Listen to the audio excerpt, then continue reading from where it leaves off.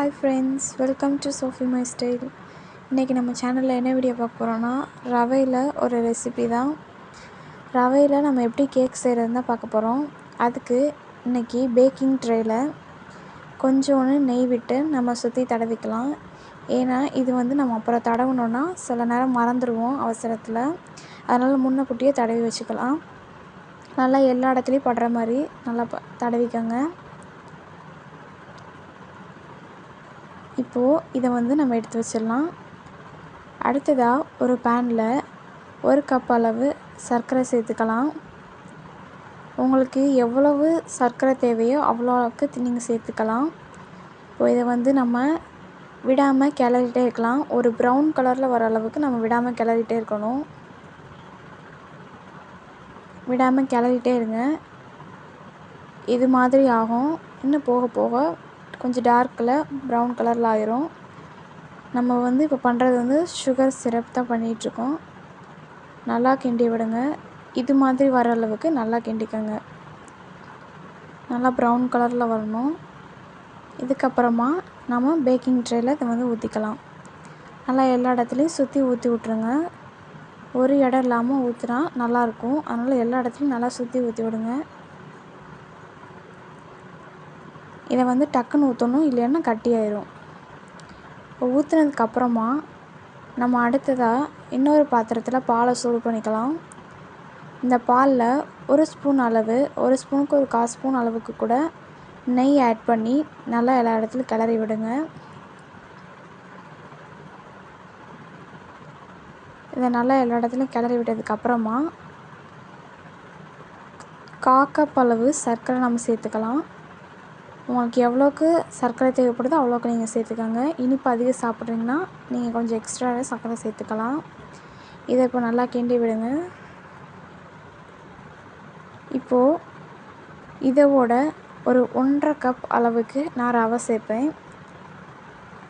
ரவை சேர்த்து நல்லா கிளறி விடுங்க. கேசரி பதத்துக்கு நம்ம கிளறிடக்கூடாது. அதுக்கு கொஞ்சம் கம்மியாகவே நம்ம கிளறிக்கலாம். நல்லா எல்லா இடத்துலையும் விடாமல் கிளறி விடுங்க. ரொம்பவும் தண்ணியாக இருக்கக்கூடாது, ரொம்பவும் கட்டியாக இருக்கக்கூடாது. கொஞ்சம் கொஞ்சமாக ரவையை போட்டு நல்லா கிளறி விடுங்க.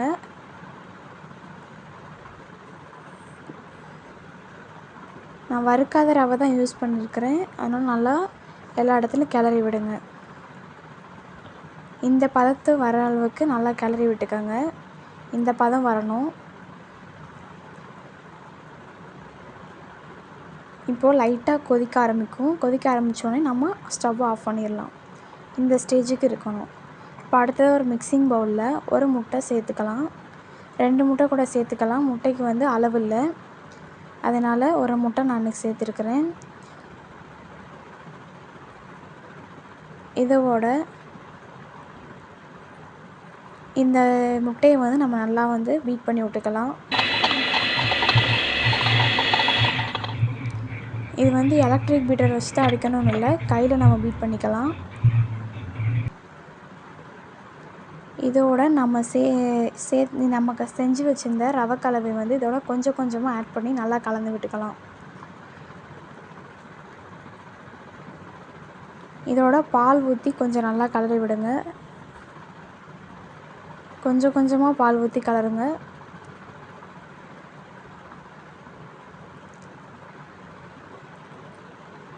இது மாதிரி கொஞ்சம் கொஞ்சமாக விட்டு எல்லாத்தையும் நல்லா கலர் எடுத்துக்கோங்க. இந்த ஸ்டேஜ் வர அளவுக்கு நல்லா கலரிக்கோங்க.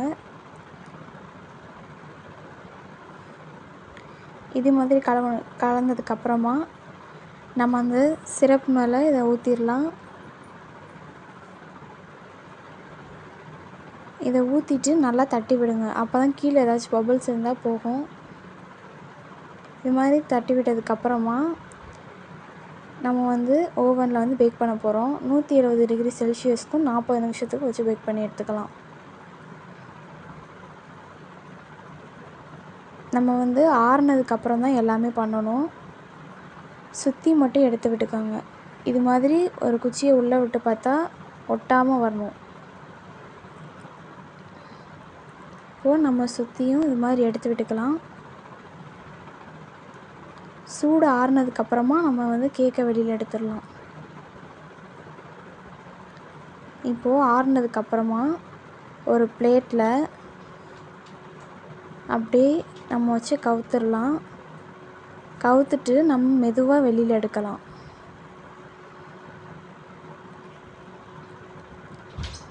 இப்போது நம்மளோட கேக் வந்து ரெடி ஆயிடுச்சு. இப்போ லைட்டாக தட்டி விட்டுட்டு எடுங்க. இப்போ மெதுவாக எடுக்கலாம்.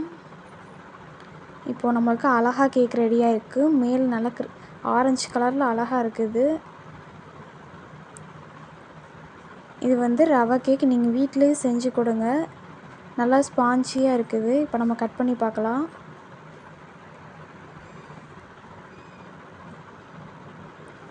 இப்போ பார்த்தீங்கனாலே அழகாக சாஃப்டாக கட் ஆயிடுச்சு. ரொம்ப அழகாக இருக்குது கேக்கு. இப்போ பாருங்கள், நம்ம எடுத்து பார்க்கலாம்.